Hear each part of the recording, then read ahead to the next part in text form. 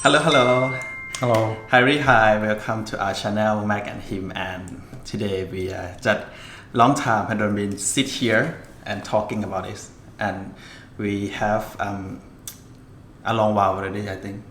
We didn't do this on front of the camera. So today we got some news for you guys to update our life a little bit. So I think I let David talking about this because he's better than me to explain. So yeah, and So we applied for Max's citizenship, Australian citizenship, and we thought we'd just tell you a little bit about how that goes, just in case you happen to be doing this. So it's applied online at the Home Affairs website.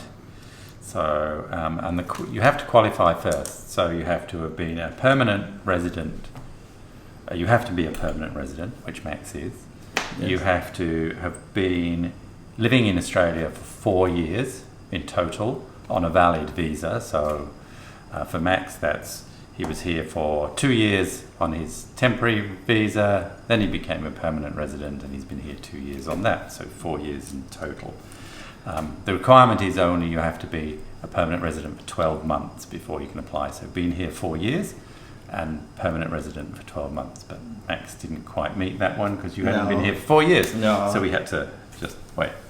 So why you have to read all this? I had to make notes because it's quite complicated, and so I wanted to sort of get the information correct. Correct, yeah. So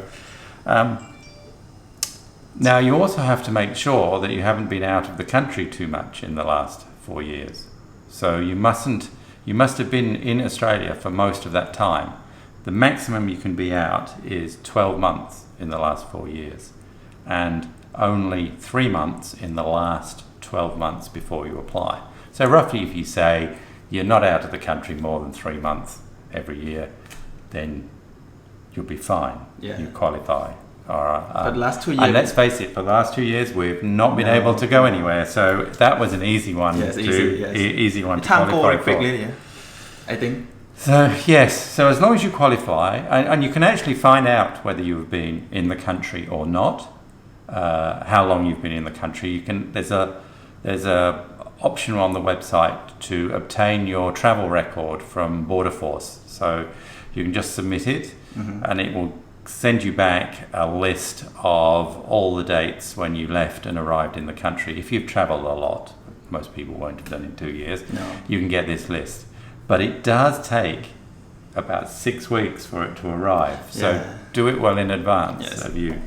So, and then you can put in all that information once you've got it about when you got your permanent visa, when you first arrived in Australia, the length of time, all the trips you've taken outside. And it will tell you then the date that you can apply for your permanent residence. But that's normally 4 years after you first came on your first visa. So if you qualify, you can go ahead and make the application, which you can do online, and you have to have some documents ready to upload.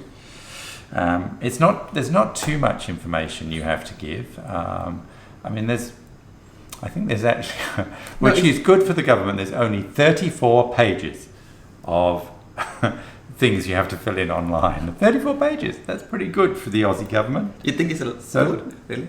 I'm joking a little. Okay. So, Okay. main things are obviously a copy of your passport, details of your... it's a bit annoying because if you've applied for visas before, like your permanent residence and your temporary residence visa, this is information they already have, but you're just putting in the same things again. Yes. So hopefully you've got a copy of it somewhere, it'll make it easier, but you have to put in details of your current passport, obviously. Details of your visa, current visa. If you entered Australia on an old passport for your initial visa, you'll need your old passport and a copy of that and details of that. And you need certain other ID documents apart from your passport and your old passport. You need things like, if you've got a Thai, as in Max's case, a Thai ID card, you need Thai ID card. You need a birth certificate, and if it's in a foreign language, as Max's is, it has to have a translation into English. Now, some people have told us some of our friends have applied, that they prefer, or it depends, I think, who assesses your application, but some of them prefer to have the translation done in Australia by one of their approved translators. Now, we didn't do that. We had an old translation done in Thailand. It was certified. Yeah. So we'll just have to see whether wait and see whether that's going to be any good. And also, if you've got an Aussie driving licence, you need something to prove your address in Australia. And if you've got an Aussie driving licence, that would do it.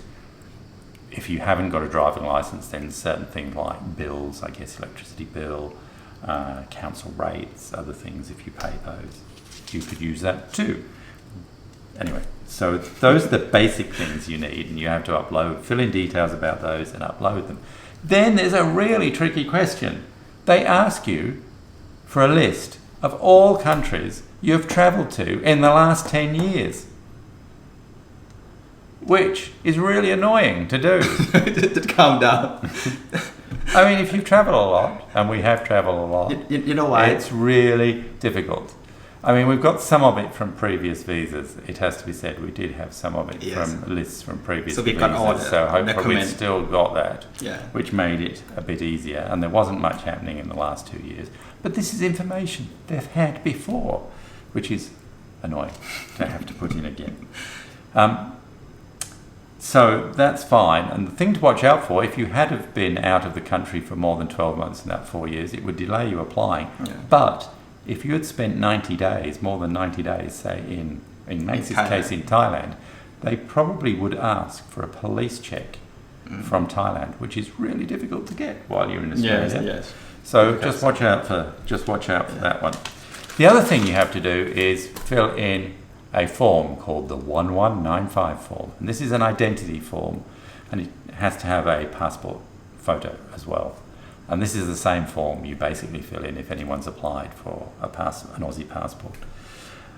It's easy enough, it doesn't have much details, but the back of the photograph has to be signed to say it's a true likeness of you, and the form has to be signed by someone on a list of approved occupations who's known you for more than 1 year. And those sorts of things are doctor, dentist, pharmacist, there's a nurses, there's a list of others, but you have to know one of these people who has known you. Police? Yeah, but no, can you go to police now? No, because you don't know them. Because well, hopefully the police don't know you. I mean, if the police do know you, I think you've got other difficulties applying for citizenship. Okay, yes. So it has to be someone like that, a friend who works in one of those jobs, who's known you for more than a year. So David, and I think that could. Fortunately, I do. Yeah. But it could be tricky, I think, that bit for some people. So they have to sign the form and sign the back of the photograph. And then you have to scan those and upload them as part of your application. So the 1195 form. And the other thing you need is a police check to say you've not done anything wrong in the last... I hope. I think it's the last... 12 months. 12 months, I think you have to do. So how long is it? And that was not too bad. It's important that you look and apply for that on just the official Australian Federal Police website. So it's coming from because there's lots of other people you see when you Google this, and these are companies who are charging you far more just to do the same thing than the going rate. So it's only $42 if you apply through the Australian Federal Police, and yours came in about a week. I think they post they have to mail it to you. So Friday, so 7 days. So I think it took 7 days before we got that, so that's a bit of a delay. So, but not too bad. So once you've got all those things and you upload your police check, you upload all those documents to the Home Affairs website, the citizen application. JPEG file. No, they took all sorts of files, not like typos. Okay. Anyway, so they took all sorts of files, and then you just pay the fee. So with how much credit cost? card, and it's $490 at the moment. Yes. So it's not that cheap, especially when you've paid for 2 other visas as well, which cost a lot of money. No, I think the fee is up from last year. I think it's over $7,000 now for a partner visa. Yes. So, and this one too. And this one has gone up since last year. They keep putting the fees up every year. So $490. So that's it. You submit And now you just wait. And at the moment, the processing time, because of COVID, they've not been able to do the next steps very easily during the lockdowns. So the next step is, once they approve your application, is you go for an interview, and you have to take along all these documents that you have uploaded for them to see the original, to approve that they are the original documents. And then you have to pass the citizenship test, which is a little online computer test. I have to study. And there's a book that you can download about this, that all the information comes from in the test, that the questions they're going to ask. So you have to study that. But it'll probably, our friends say, it's been a year just recently. So you'll wait about a year at the moment. Well, at least in Victoria. I think it's quicker in other states because they haven't had the lockdowns when they've not been able to conduct the interviews or get you in to do the test. But in Victoria, probably about a year if everything's all right with your application. So we got some friends who are applied before me already. Yeah, they took a year. So they took about my a friend year. Ben and other two friends. Yeah. Yes. So that's what we base it on. That they took about a year to get theirs. So that's probably how it is, unless they suddenly put some more resources in and speed it up. Yeah. So basically, that's the process. It's not as bad as applying for the visas, but it's still a little bit involved.